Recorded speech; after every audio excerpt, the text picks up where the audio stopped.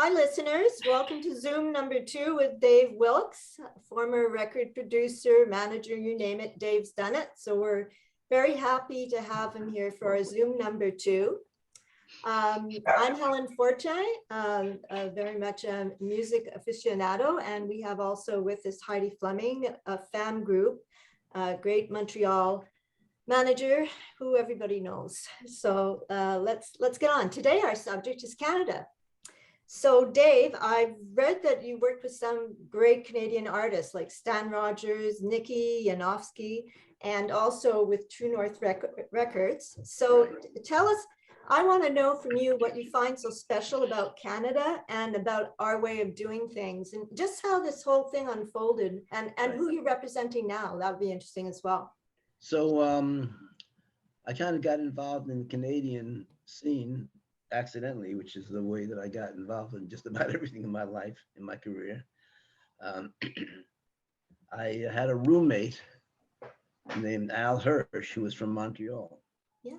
And so we lived together with another college friend on East 27th Street, a block away from Barry Manilow, by the way. Yeah.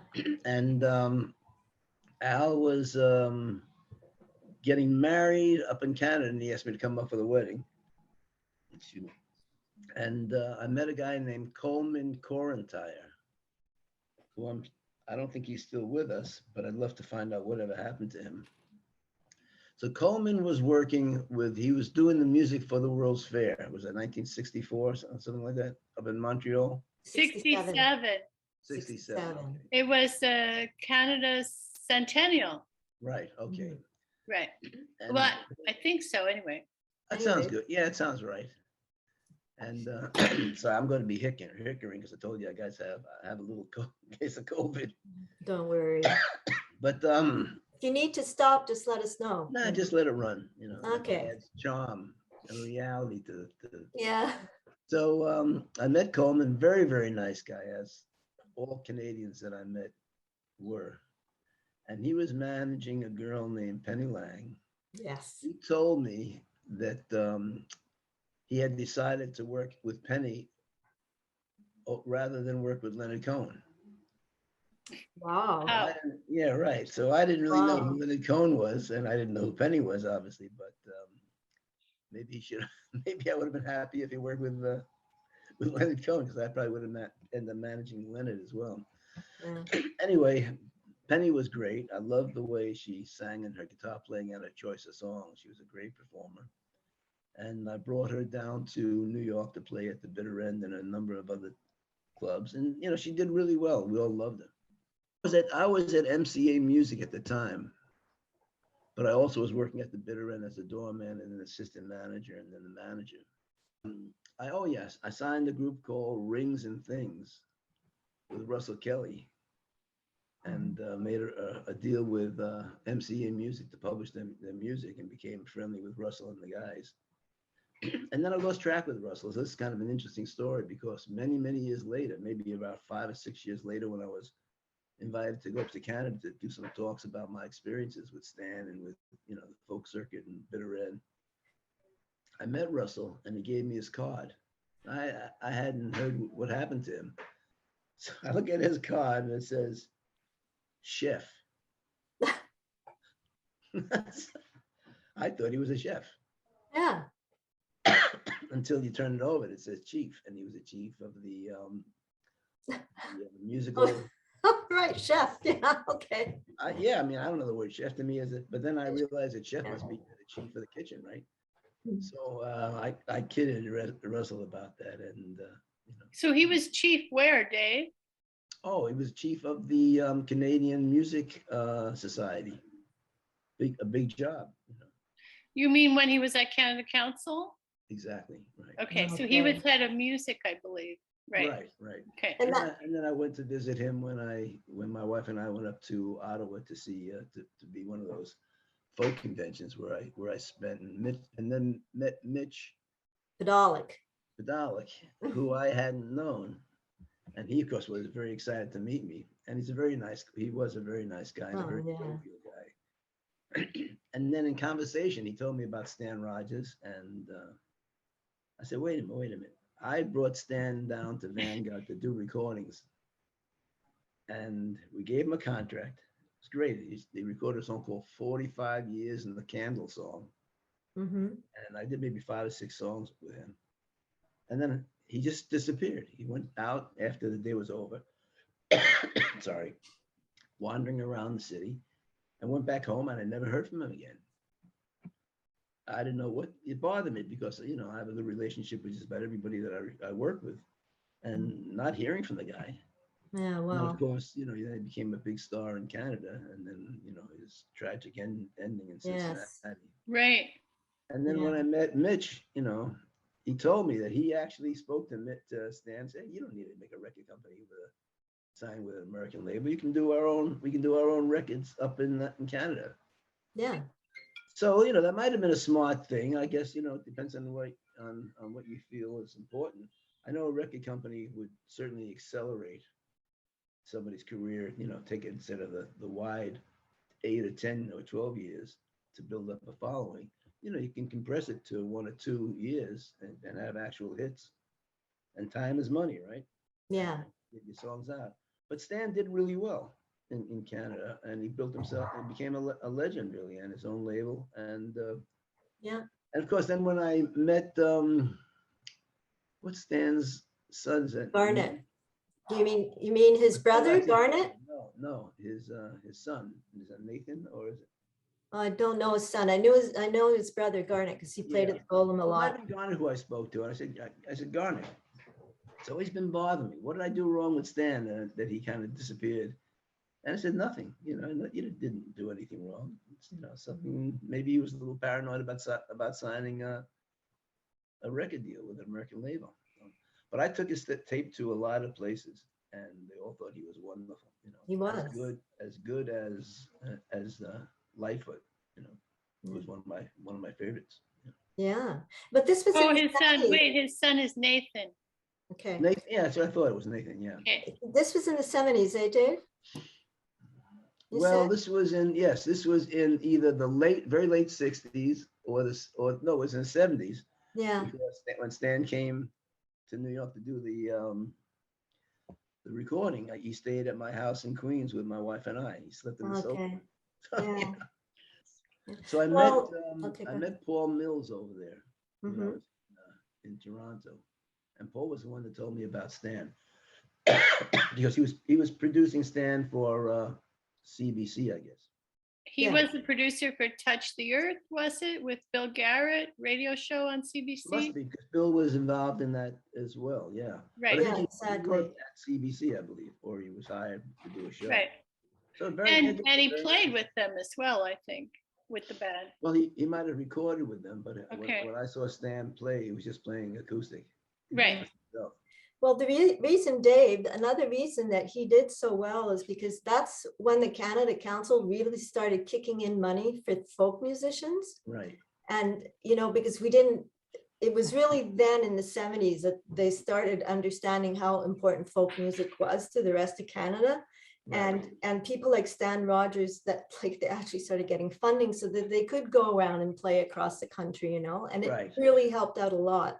And Mitch must have known that. Yes, of course. Well, up until then, they had been supporting mainly classical music. Yeah, yeah.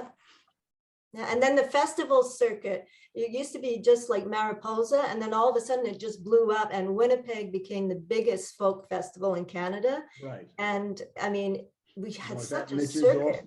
Did Mitch start the Winnipeg Folk Festival? Yes. Yeah, I think he did. Yeah. Yes, he did. Yeah, did you ever meet Gary Crystal then? Yeah, Gary. We had a lot of fun with Mitch. He's a very jovial, very bright guy, extraordinarily insightful. But did you ever meet Gary Crystal? That name doesn't ring a bell. Okay, because he had started the Vancouver Folk Festival. He was kind of Vancouver's Mitch Podolak. So I did meet the guy who I thought started the Vancouver. And he had also worked at Canada Council for quite a while. Yeah. Well, these are really good guys. Great friend of Russell as well. Well, Russell must have introduced me to him. Yeah. Oh, for sure. Yeah.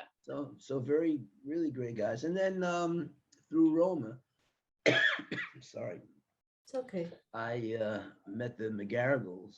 Yeah. Well, actually, it wasn't the McGarrigles. It was just Kate. Yeah. And I brought Kate down and put her in the Vanguard recording studio. We did a wonderful demo. Wow. Yeah, we offered her. Well, actually, we gave her a contract, which she never signed. She just took off. That's Kate, right? Yeah, that And was. then maybe 2 years later, I think and then maybe 2 or 3 years later, she came down again. I put her in the studio again, and we again offered her a contract, and again she disappeared. So. Well, she was married to. Remember, she was married to Loudon Wainwright Right, but this is the way third before at Loudon, the. Before Yeah, this? Oh yeah. yeah, I think it was around that time, eh? Well, No, apparently Kate used to earlier. play in Penny's band. Who? Kate Oh No. yeah, right. Well, that's played probably in Penny's Yeah. band. But that was in the 60s. That was like a.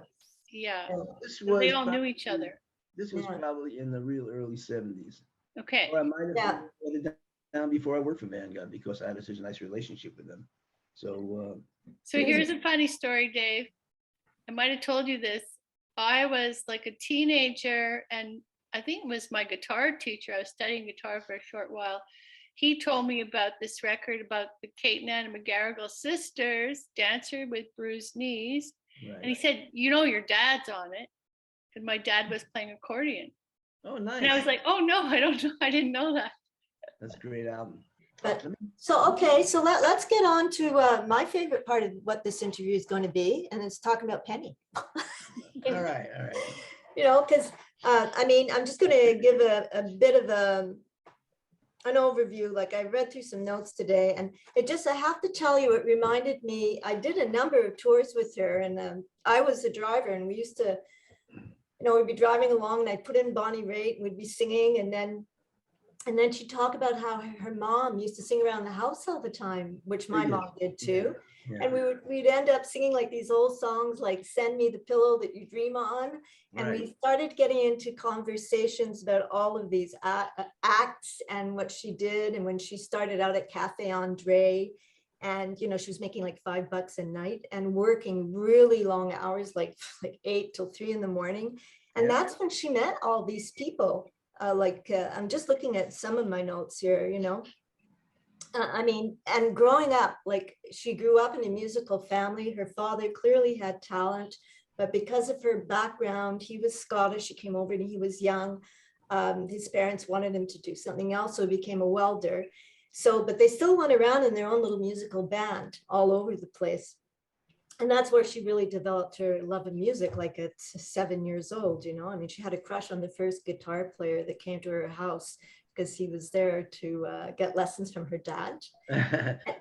So to me, she had a romantic, but really a worker kind of, you know, hardworking Anglo background. Like she got it. She understood all of that. And I find that was really reflected in her music. So, but tell me about, I mean, that's when she met Kate and Anna, and she was playing at all sorts of places in Montreal.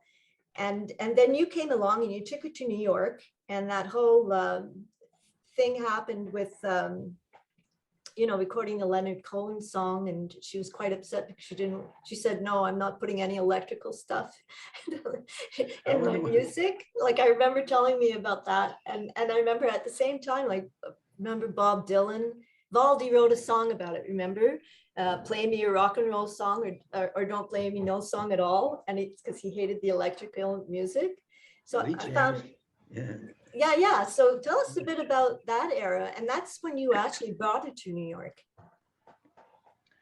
Well, you know, she fit right into the village scene. I'm sure she did some dates with the coffee house circuit and played Gertie's Folk City and the Bitter End. You know, she did fine, and we didn't get her a record deal. I guess that's one of the reasons why we didn't, because of that. Yeah. You know, Leonard. I don't think I knew about that. Yeah. Because did she say that I did? No. Well, she did. Well, look. No. In fact, we were trying to find the source of that story. You know, because in the bio. So I wanted to know But and also Leonard Cohen's people, they wrote to me when they were doing a book on him, and they asked to speak to Penny, you know. So I set them up. She did know him because he came to her for lessons for guitar, Yes. and then she said, "No, I can't. I'm too depressed." That I know is a Yes, story. yes, Don't exactly. forget that Coleman Corentai managed both of them, or was working with both. Oh, wow. So yeah, so that's the first connection with Okay. Penny and Right. Leonard. Yeah. Wow, interesting. But I mean, it doesn't necessarily, you know, whatever it said. I don't even know if the label was whatever it said. It could have been maybe a label that you knew, or maybe it was just very casually somebody in the audience, you know. Mhm. Who knows? It would be nice, but it sounds like it would have been you because Right. you were plugged in. I might have gotten her some sort of meeting with the RCA people because I think it might have been that, right. but who knows? Well, whatever you did, I mean, you did her a good turn. It's just that she wasn't the only artist at that time, right? That was taking that sort of stance that they didn't want, like, she was a purist. Right. There was She was a purist. Yeah, and then of course Dylan changed, and then Pete Seeger wanted to chop off the electric wire that was feeding the guitar player was at Newport Folk Festival, right? Yeah, I So think you so. you Yes. put Penny on the circuit, right, Dave? The coffee, like in the universities. Yeah, on the coffee house circuit. That was my go-to job because it was an amazing thing to be able to offer an artist to work steady and make a living. Right. And hone their material. Right. And was that in what turned out to be the NACA circuit? Like the whatever it was called, the college circuit? Yeah. They changed the name on us a couple of times. The coffee house circuit was our company. Right? Okay. Oh. And then I remember it was in partnership with the NEC, which is I don't remember what I think it's a National Educational Conference or Entertainment Conference. It was part of the college system. Then they did change that name, and then we went down to Washington D.C. We used to have a showcase at the Bitter End once a year or twice a year. Yeah. And we would invite all the colleges that were part of membership, and these colleges were maybe 160 colleges. Did I explain this before to you how it worked? No. Oh, I don't think so. I don't remember. So we had like 160 colleges. Oh, that's mentioned. That's mentioned. Like that was my next question was what was the difference between your coffee house circuit and the college circuit? Because that's where she played a lot with the McGarricles and all of those people. Same thing. Yeah. Okay. So each school paid a membership to us. I think it was like $150 a year. And we supplied talent to them, and we found talent to them. And we arranged for the colleges to be in regional groups. So let's say upstate New York would be RPI, St. Bonaventure, Albany, SUNY Geneseo, SUNY, Cortland. And these artists would go to each school. I think I did mention this to you, but I think you were talking about it last week too. Yeah. Probably. So each artist would go to every school for 3 days. And then the coordinator would have another school waiting for 1 day of travel and then another 3 days.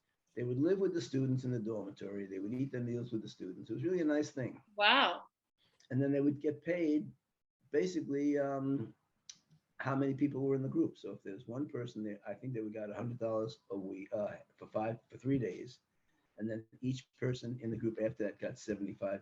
So, a little folky act from the village that was still an amateur, basically. They weren't amateur, they were making a living. Would make $250 plus room and board. Which is not bad for back then. Pretty good. Yeah. You do 2 gigs in a week, so that's $500, right?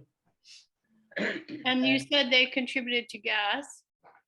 The colleges gave them a gas allotment depending on where they had to go, But it was really a good thing. And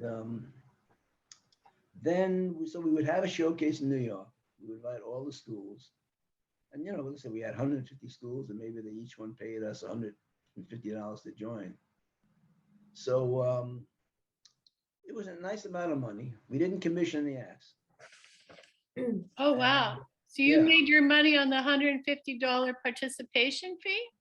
Well, we lost less money because of the 150. Oh my God. You know, we had to hire a woman to run it, you know, and we hired a young lady named Tracy. Well, I forget what Tracy's last name was. Great lady.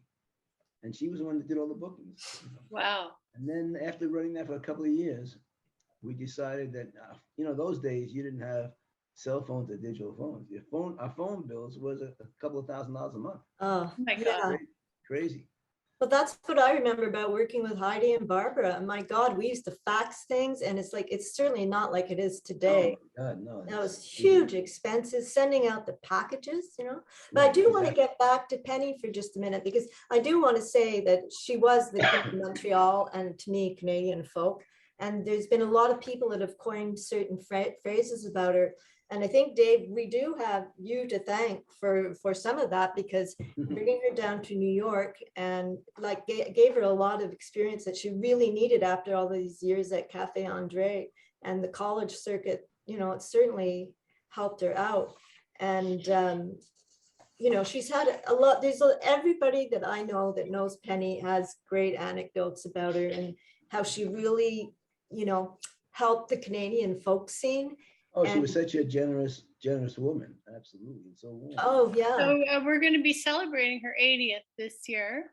Oh, good. Her son Jason is recording some material, and he's going to do like a tribute. Nice. So that's good. Yeah, and I don't know how it's going to happen, but it will happen somehow. You get some money from the Canadian government. Well, it'd be nice if you could get like some people to give some special anecdotes, you know. I mean, Heidi, good God, you know, like Heidi and I were crushed when Penny passed away. We were all at her funeral, and it was, I mean, it was like the whole city felt that they lost an arm, kind of thing. You know, she was definitely one of the most important folk artists in Montreal. Yeah, Absolutely. I think so. We don't have a lot of time. So I think maybe what we should tell our listeners is that next week, what we want to do is really talk about, you know, how any of them want to get, and still why they should still get involved in music, even though it's not the way it used to be. I think, Dave, you can help, you'll be able to help a lot with that, you know, just you can prepare for that, like just in your mind. We'll just dedicate the show to that and to any of our anecdotes that come up. Because I mean, this is really helpful to our listeners, and it's nice to go back to the past. It's nice to see that there is familiarity and sort of like a wholesomeness, even though we're all doing drugs and sleeping with everybody else. There was a genuine goodness. I just want to say that Dave, this was about Canada, and I know you're working with a Canadian band right now. Right. Yeah. Sultans of String, and just quickly tell us about, they're doing something really major in Buffalo. Yeah. So I met the Sultans of String when I was invited up to the Ottawa convention of folk conferences, whatever. And Mitch probably got me up there, as did Paul, and my wife actually heard them playing down the hall, and she said, Dave, you gotta come and see these guys. So I walked over there and loved it, and then gave him my card and said, you know, I'm Dave Wilkes, etc. And Chris was, you know, a gentleman, as he is. Chris McCool is always a gentleman, right? But he didn't know who I was. But his Canadian manager, Lisa Weiss, said, right, you got to pay attention to this guy. He's and so we have a big concert with the Buffalo Philharmonic on March the 26th, which I'll be coming up for. Great. And that's been, you know, we've been trying to get that date for a long time, but hopefully they can get across the border. Yeah, they'll figure it out. You know, yeah, I mean, they're very bright guys, and sure.